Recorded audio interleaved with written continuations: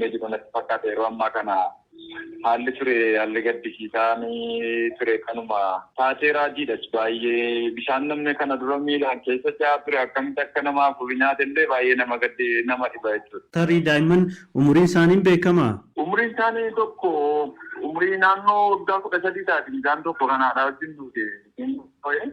Tokko daa'ima ishee addan baafanne xiqqoo mucaa haftee sanallee dhaqee qaamaan bira ga'uudhaaf xiqqoo haalli gaddii hawaasni naannoo sanaa keessa jiru carraanaan kennine adda baasuuf yaalellee mucaan tokko hafteetti beektaa. Garuu immoo haalli hawaasni keessa jiru baay'ee rakkisaadha bakka gadda guddaa namatti dhaga'ame namni nama haasofsiisullee hin jiru bakka baay'ee gadda guddaa ta'e waan ta'eef mucaa haftee sanallee haasofsiisuudhaaf carraan arganne. Hundaafuu hawaasni naannoo alan gaafadhu mucaa siin tokko kan baate naannoo waggaa 13 haadha wajjiniin kan argamu. Ishee tokko umrii siin barre ishee abbaa wajjiniin naannoo abbaan irraa argamte umrii siin barre walii galamaatii shan ta'anii mana tokko ba'anii namni afur lubbuun isaanii boqoteera. Baay'ee kan nama gaddisiisu hawaasni kan keenya gara fuula duraattis yeroon kun yeroo gannaa waan ta'eef of eeggannoo taasisuu qaba. Dhaansa haa ta'u carraa kanaan gadda guddaadha. Gadda keessummeessine akka aanaattis baay'ee nutti dhaga'ame wanti jedhanillee nama harkaa badaawwata.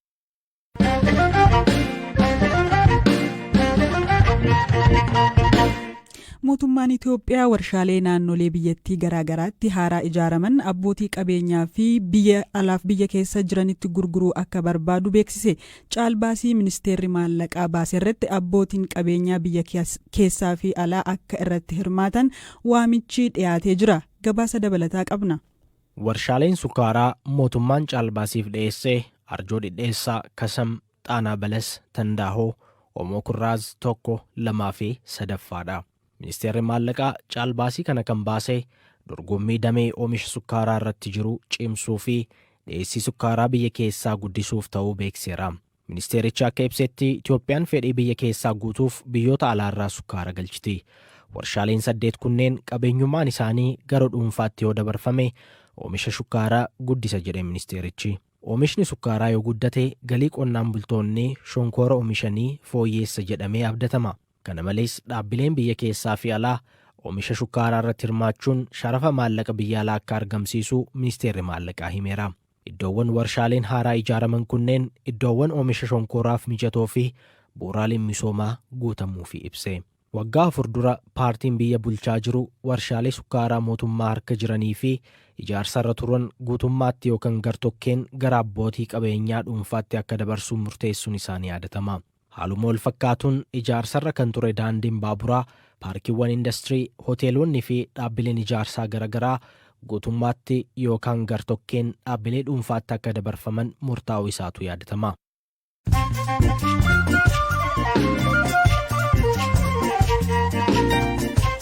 Odeessaalee gaggabaabottan darba. Hongeen Afrikaa bahaatti mudate hanga yaadameen olii yaaddessaa akka ta'e ministeerri dhimma Afrikaa UK Vicky Ford ibsan. Namoonni miliyoona 7 ol gargaarsa namoomaa atattamaan barbaadu kan jedhan aanga'aan kun hongeen kun kan yaadameen olii jechuun himan. Ministeerri muummee Fiinlaand Saanaa Maarii jimaata har'aa qorannoo qoricha sammuu hadoochuu fudhachuuf dhiisuu ishee adda baasuu gaggeessuu himte. Aadde Maariin viidiyoo paartii dhoksaan waraabame bahe tokko irratti osoo shubbistuu argamuun booda ture qorannoo kana kan gaggeessite. Taphataan Real Madrid fi lammii Biraazil Casemiro gara Manchester United deemuuf walii gale. Manchester United taphaticha mallatteessuuf paawundii miliyoona 50 jalqaba kan hafe miliyoona 8.5 ammoo booda dabalataan kaffaluuf walii galeera. Odeessaaleen gaggabaaboo kanuma.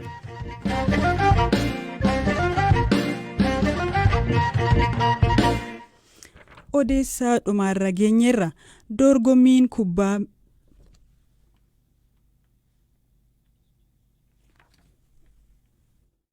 Baqattoonni Itoophiyaa Sudaan jiran akka haaraatti dararaan nutti hammaatee jechaa jiru.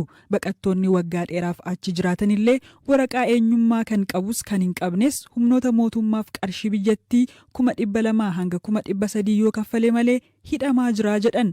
Kana malees dhaabbatni baqattoota addunyaa UNHCR abdii biyya sadaffaa deemtu jedhuun mooraa tokkoo gara biraatti nu geessee achii bahuus ta'e hojjechuu hin dandeenye jechuun baqataan BBC'n dubbisee milkeessaa muummee dubbata. Rakkoon keenyaa kanaan dura mooraa eebbisisaa Kinnaar Suuqii bakka jedhamu ture asirraa fuudhanii amma mooraa eebbisisaa hundarguur nu fidanii hundarguur kana gaafa rattanii rakkoon keessanitti ni hiikamaa hundarguur kana yeroo gaafa fudhatanii formaata biyya sadaffaa biyya sadii koona jedhamee fidanii amma kun ammoo waggaa sadii kana gargaarsa tokko nu jedhaa jiranii mooraa kana keessaa ba'anii hojjechuuf immoo waraqaa barbaadaa waraqaa isaan nu kennanii jiran kana mooraa eebbisisaa keessaa hin bahinaa jedhee irratti barraa'ee jira. Karatti deemnee hojjennu qabnu mooraa kana keessa hojiin hin jiru gargaarsas nu godhaan jiranii baay'ee rakkoo guddaa keessa jirra. Hubanna kanaanis wal qabatee kun darrati mana keenya yookaan mana nurratti jijjiirtee kun darrata keessa jirra. Ijoollee keenya ogolaan keenya buukeedhaanii dhukkuba adda addaadhaan saaxilamaa jiru jira.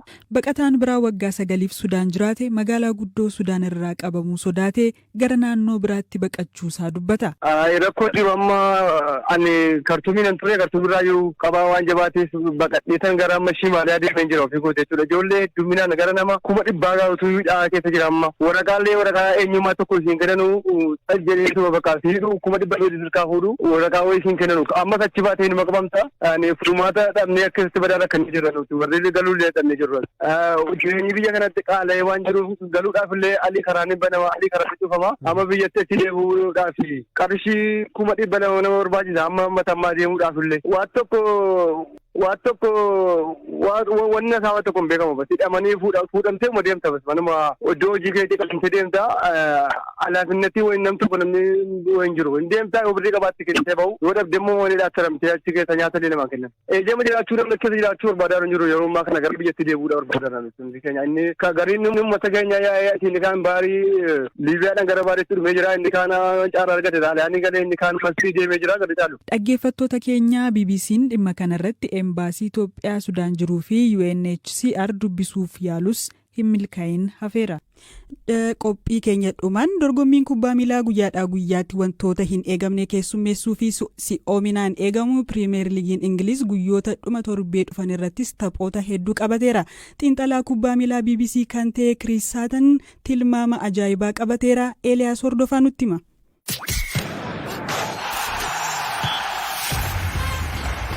Addunyaa kanarra wanni tokkollee mirkana jechuu hin dandeenyu ta'a. Xiinxalaa kubbaa miilaa BBC kan ta'e Chris Sutton garuu taphoota Piriimeer Liigii kurnan keessaa waa'ee isa tokkoo waan mirkana taheen isinitti hima jedha. Manchester United Liverpooliin akka haalaan adabamuu nan beekaa garuu goolii meeqatu itti gala kan jedhu malee jechuun hima. Guyyaa Sanbataa taphoonni 6 kan taphataman waggaa ta'u Tottenham Wolves wajjin, Crystal Palace Aston Villa, Everton barana kan liigichatti makame Nottingham Forest wajjin, Leicester ammoo Southampton keessummeessu. Tapha xumuraa guyyaa kanaan taphoota marroo duraa lamaanuu kan moote Arsenal dirree Bournemouth qajeela. Chris Sutton Tottenham 3-1 Wolves ni injifata. Akkasumas Arsenalis 2-2 Bournemouth irra aana jedheera.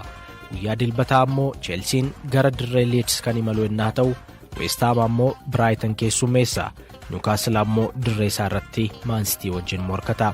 Chelsea fi Man Cityin yoo irra aanan West Ham Brighton wajjin qixa ba'a jedhee xiinxalaan kubbaa miilaa kun. Chris Sutton taphni akkaan mirkanadha jedhee gaafa wiixataa Manchester United fi Liverpool dirree Old Traffordtti gaggeeffama. United tapha kanaan Liverpool ni injifatu taanaan gabatee irratti sadarkaa kan caalan yennaa ta'u kun garuu tasumaa hin ta'u jedha Sutton. Darwin Nunes kaardii diimaa argachuun tapha kanarratti hirmaatu dhabus gareen Jurgen Klopp garuu gahumsa addaa agarsiisuun irra aana jedheera.